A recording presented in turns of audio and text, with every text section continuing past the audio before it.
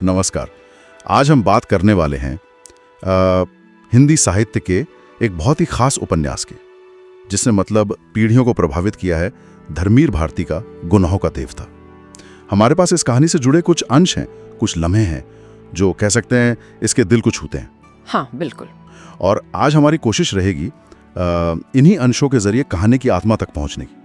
वो जो अनकहा प्यार है, वो एक अजीब सा त्याग, समाज के दायरे और मन की कश्मकश, और सबसे बढ़कर वो जो प्रेम को पूजा बना देने का अनोखा ख्याल है ना, इन्हीं सब धागों को हम आज सुलझाने की कोशिश करेंगे। जी।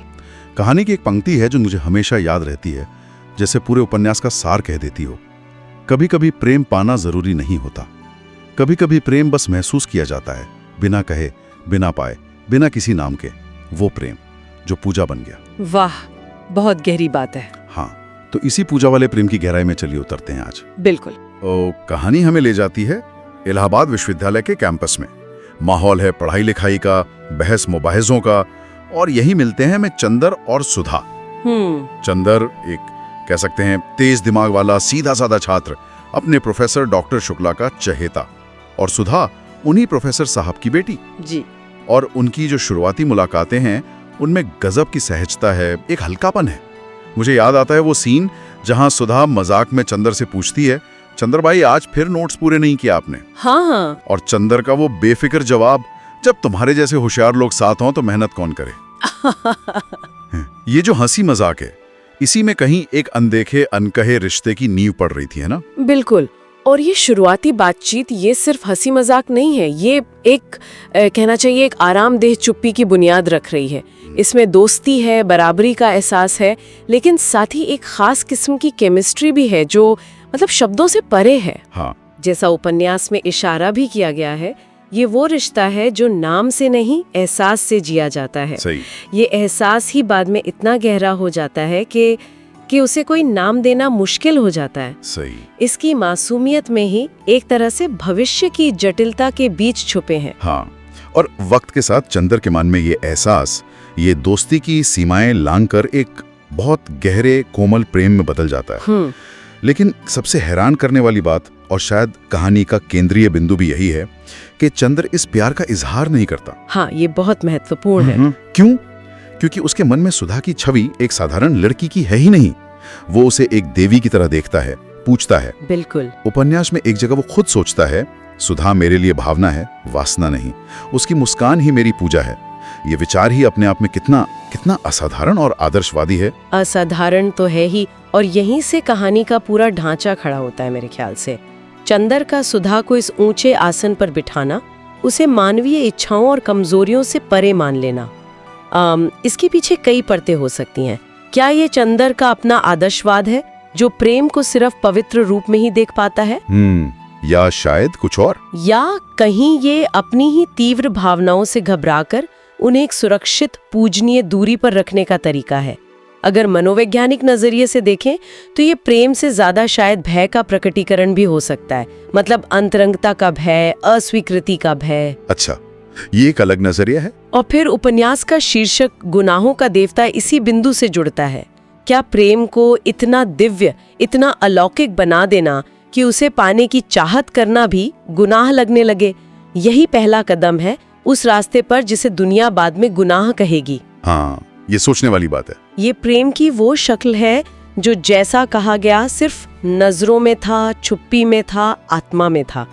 इसे जमीन पर उतारने की कोशिश शायद चंदर के लिए पूजा को भंग करने जैसा था। इसी देवत्व ने शायद उसे लाचार भी बना दिया। और ये लाचारी तब और उभर कर आती है जब समाज अपनी भूमिका निभाता है। बिल्कुल। डॉक्टर शुक्ला, जो एक पिता हैं और समाज का हिस्सा भी, अपनी बेटी सुधा के लिए एक योग्य वर ढूंढते हैं और उसकी शादी डॉक्टर देवनाथ नाम के व्यक्ति से तय कर देते हैं। जी। वो दृश्य बहुत दर्दनाक है, जहां सुधा भरी आंखों से उम्मीद और शायद एक आखिरी गुहार के साथ चंदर की तरफ देखती है, मानो पूछ रही हो, अब तो कुछ बोलो। उपन्यास के शब्दों में उसकी पीड़ा झलकती है। चंदर, तुम कुछ कह क्यों नहीं देते? उफ, वो पल।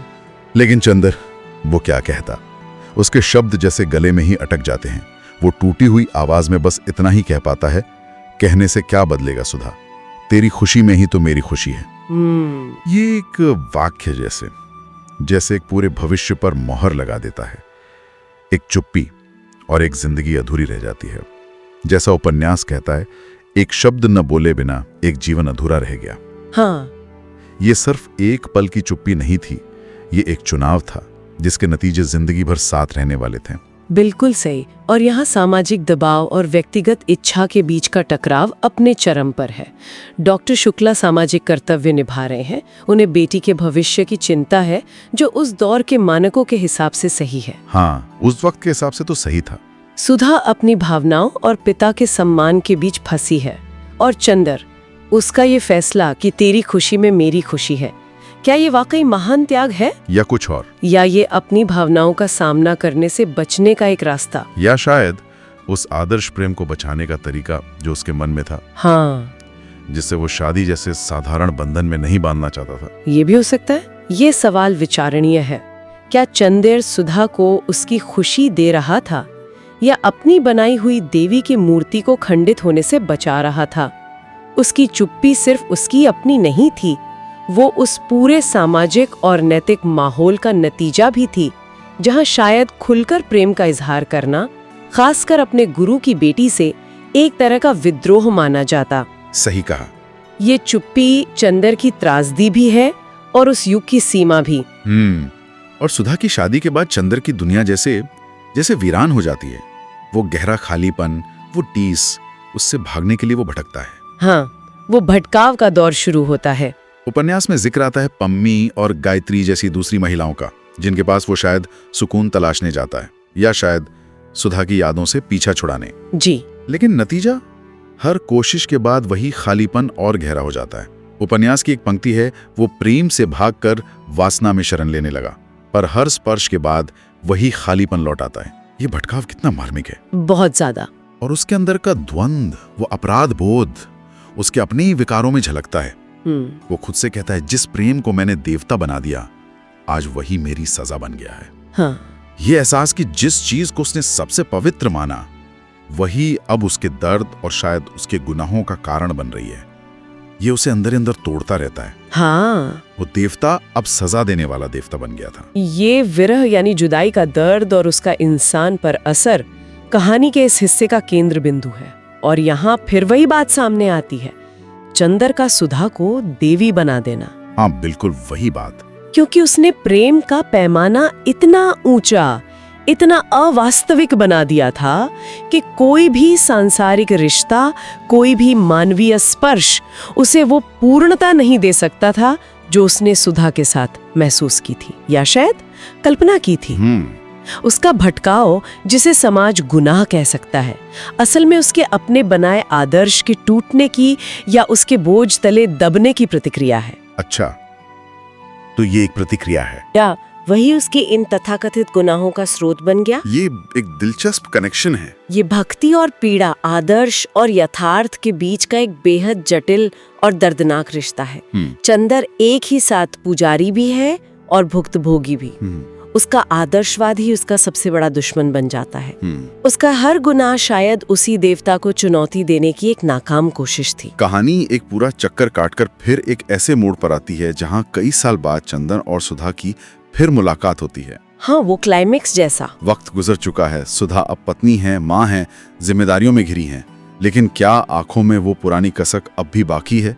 वो चंदर से आखिरकार वो सवाल पूछ ही लेती है जो शायद सालों से उसके सीने में दफन था। हाँ, तुमने कभी कहा क्यों नहीं चंदर? और उसका जवाब क्या होता है? और चंदर का जवाब, वो कोई सफाई नहीं है, कोई शिकायत नहीं है, वो एक गहरी, लगभग दार्शनिक समझ लिए हुए है। वो शायद हल्के से मुस्कुरा कर कहता है, क्योंकि मैं तुम्हें खोकर भी तुम्हारा हो गया था।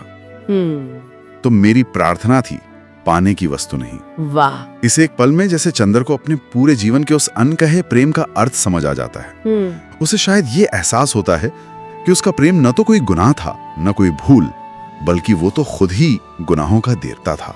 एक ऐसी ताकत जो पवित्र भी है और दर्दनाक भी। हाँ, जो इंसान को बनाती भी है और तोड़ती भी है। ये अंत या समाधान बहुत दिलचस्प है। कहानी यहाँ आकर प्रेम और त्याग की एक नई परिभाषा गढ़ने की कोशिश करती है। क्या वो ये कह रही है कि सच्चा प्रेम हासिल करने में नहीं बल्कि खो देने में, दूरी में, यादों में अपनी पराकाष्ठा पाता है? शायद यही। जैसा उपन्यास की एक पंक्ति कहती है, कभी कभी सच्चा प्रेम मिलन में नहीं विरह में पूरा होता है। ये एक बहुत रोमानी, बहुत आदर्शवादी सोच है। लेकिन क्या भारती जी यहाँ इस आदर्शवाद की प्रशंसा कर रहे हैं या चुपके से इसकी निरर्थकता या इसके दर्द पर भी उंगली रख रहे हैं? ये सवाल उठता है। बिल्कुल, ये एम्बिग्विटी तो है। चंदर का ये अंतिम ज्ञानोदय, क्या ये सचमुच की गहरी समझ है या अपने न कह पाने को, अपनी निष्क्रियता को सही ठहराने का एक खूबसूरत तरीका? हाँ, ये भी सोचा जा सकता है। पाठक इसे दोनों तरह से देख सकता है। क्या ये प्रेम की उदात्तता है या जीवन की सच्चाई से मुंह मोड़ना? कहानी ये सवाल हमारे लिए छोड़ जाती है। ये अंत सुकून देने वाला भी है और बेचैन करने वाला भी। तो अगर हम इस पूरी कहानी को समेटें तो ये चंदर और सुधा की कहानी एक ऐसे अनकहे अनछुए प्यार की दास्तान है जिसे पूजा का दर्जा मिल गया। बिल्कुल, बड़ी क्यों ना हो। बिल्कुल। और यहीं पर वो सवाल उठता है जो ये कहानी आज भी हमसे पूछती है। स्रोत सामग्री भी इस तरफ इशारा करती है कि क्या किसी ने कभी ऐसा अनकहा प्यार महसूस किया है? लेकिन इसे थोड़ा और आगे ले जाएं तो प्रेम का ये जो चित्रण है, जहाँ दूसरे इंसान को इतना आदर्श बना दिया जाता है, लगभग देवता या देवी की तरह पूजा जाता है, उसे हर मानवीय कमी या जरूरत से ऊपर मान लिया जाता है। ये आज के दौर में जहां हम रिश्तों में बराबरी, आपसी समझ, खुलकर बातचीत और एक दूसरे की कमियों को स्वीकार करने की बात करते हैं, उससे कैसे मेल खाता है या कैसे टकराता है? ये एक बहुत बड़ा सवाल है आज के संदर्भ में। क्या किसी इंसान को, चाहे हम उससे कितना भी प्रेम क्यों ना करते हो, इस तरह पूजनीय बना देना, उसे एक पेडिस्टल पे खड़ा कर देना खतरनाक नहीं है? बिल्कुल। क्या ये अवास्तविक उम्मीदें नहीं पैदा करता? क्या ये हमें उस इंसान को उसकी समग्रता में, उसकी अच्छाइयों और बुराइयों के साथ समझने से रोकता नहीं है? कहीं ये आदर्शवाद असल में रिश्ते की गहराई को कम तो नहीं कर देता? यकीनन सोचने वाली बात है। प्रेम को पूजनीय बनाना और प्रेम को जीना, इन दोनों के बीच का संतुलन शायद हमेशा ही एक चुनौती रहा है। सही कहा। गुनाहों का देवता हमें इसी चुनौती के सामने खड़ा कर देता है। चलिए, इन्हीं ख्यालों के साथ इस गहरी और भावनात्मक कहानी पर हमारी आज की बातचीत यहीं पूरी करते हैं। उम्मीद है इस चर्चा ने सुनने वालों को भी कुछ सोचने पर मजबूर किया होगा।